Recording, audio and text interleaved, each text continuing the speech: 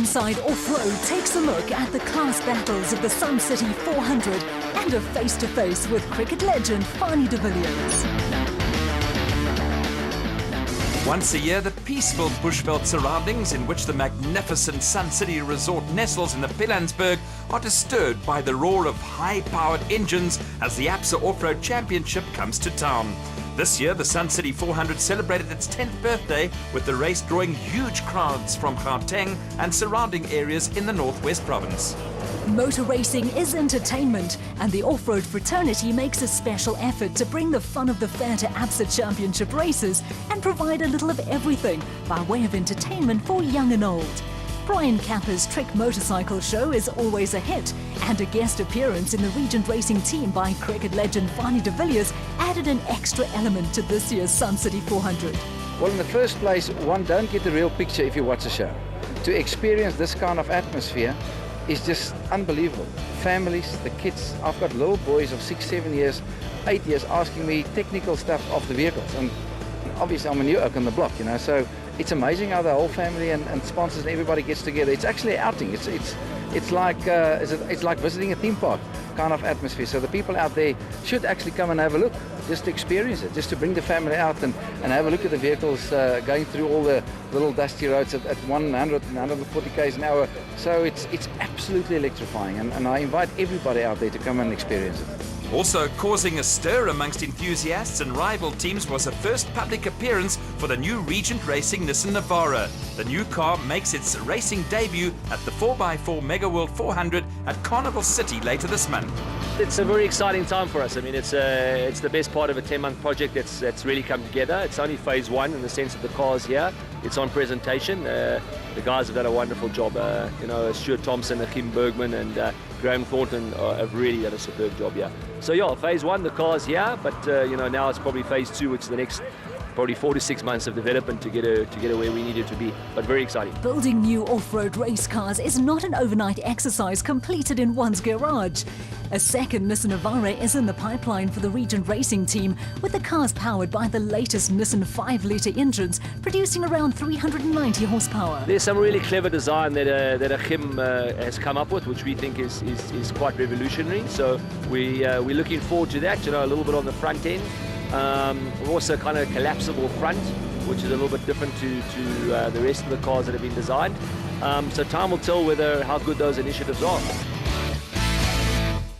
The Pretoria team of Christian de Plooy and Henk Janse van Vieren confirmed their status as stars of the future with a maiden national championship win in the RFS BMW X3.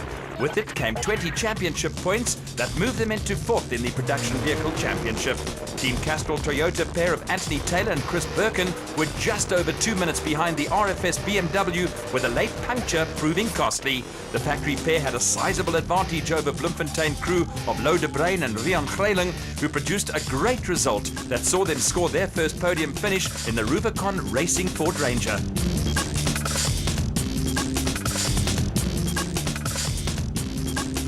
Fourth place and 12 points kept former champions Chris Visser and Jaapie Badenhorst in the title hunt in the factory Ford Ranger, while Rubicon Toyota crew of Pekkie Labuschagne and Rikus Erasmus fought a hard battle to finish in the top 5 and were around 3 minutes quicker than the consistent Mike Whitehouse and Matthew Carlson in a Regent Racing Nissan Navara that was missing a panel or two.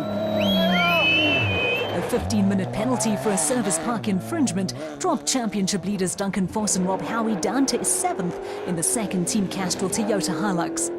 They were well clear of Lance Woolridge and Ward Huxtable in the second Ford Racing Ranger, and a season best took Henny de Klerk and Keith Solomon into 9th in the LA Sport Toyota Hilux, with the pair the last of the SP class finishers. After a strong early showing, Hugo de Bruin and Henry Hugo fell by the wayside in the My Karen XL Toyota Hilux. And a miserable season continued for reigning champions Yannick Visser and Joks Leroux. They rolled out the race in the International Truck Toyota Hilux and were joined as spectators by veteran former South African champions Hannes Grobler and Henny Testege in the second of the RFS BMWs.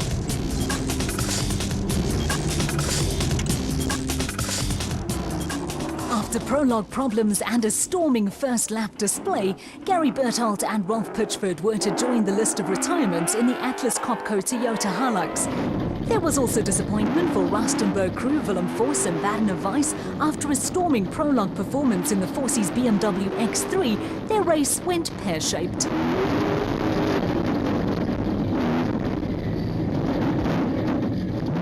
A tough route taking its toll with Dion Venter and Ian Palmer amongst the casualties in the 4x4 Mega World Toyota Hilux. And much to everyone's disappointment, the South African Warranties Nissan Navara in the hands of Archie Rutherford and Fani de Villiers joining the growing list of retirements.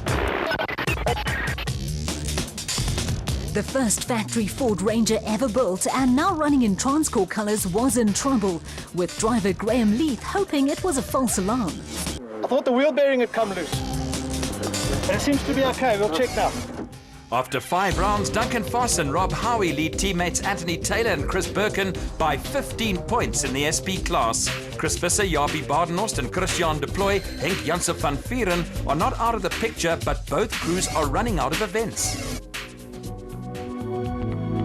The Class D and E championships have produced some interesting racing this season, with Class D being led by an Australian resident. Cliff Weichelt commutes between Perth and South Africa to share the N1 4x4 Toyota Land Cruiser with Johan Smallberger, but knows all about the challenges the Sun City 400 offers. Sun City, you've got to be careful. There's a lot of lurkers out there, so we've got to keep it on the road, and the dust is going to be a killer as well.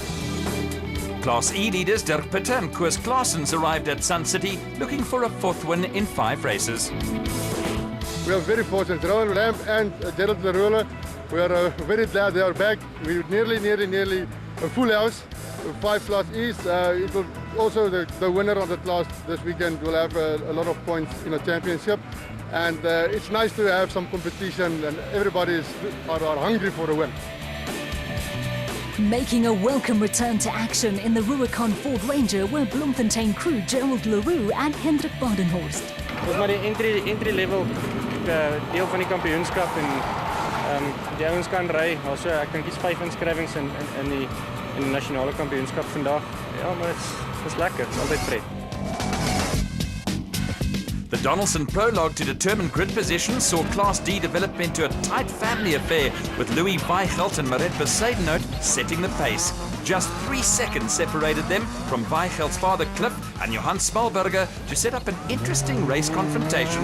The family theme continued with the Mpumalanga brothers Johan and Werner Horn just over a minute behind the 2 N1 4x4 Toyota Land Cruisers. Not unexpectedly, Dirk Pitter and Koos Claessens dominated Class E and came in ahead of the young 4x4 Mega World teammates Jason Venter and Vincent van Alleman.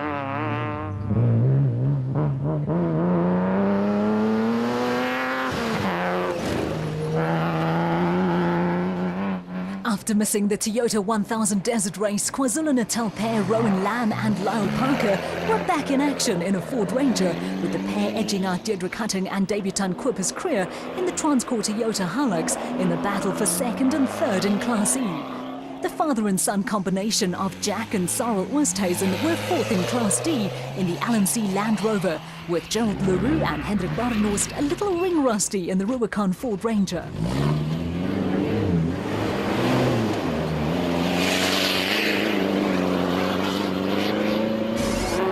The Sun City 400 was run over 2 laps of just under 160 kilometers, with Louis Weichelt and Maret Besaidenout quickly taking control of Class D.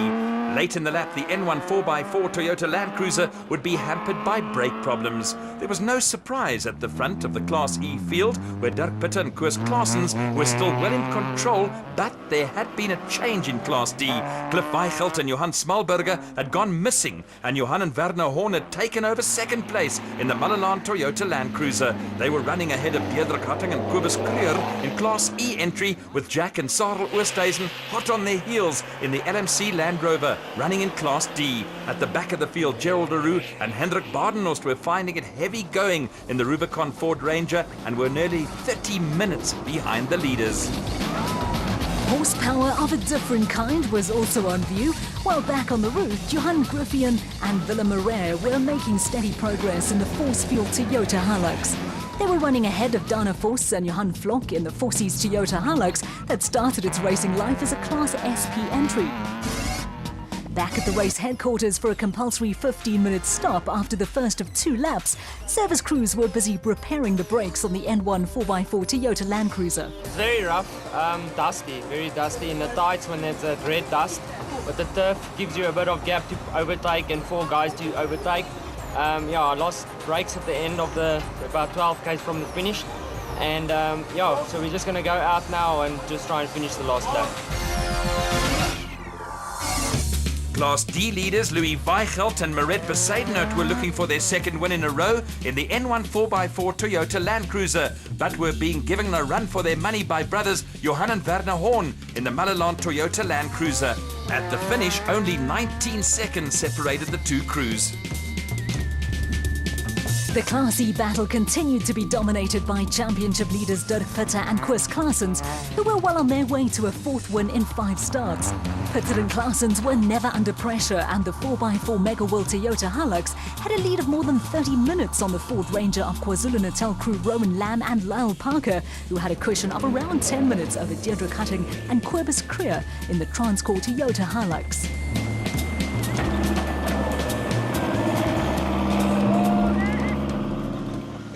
While some local youngsters were showing off their 2-wheel skills, Johan Griffin and Willem Marais were grinding out their second finish in the points in Class E, while Jack and Sarel Oosthuizen were on their way to their 13th finish in 16 starts in the LMC Land Rover, with the father and son combination well clear of Dana Vos and Johan Vlok in the Fossie Toyota Hilux.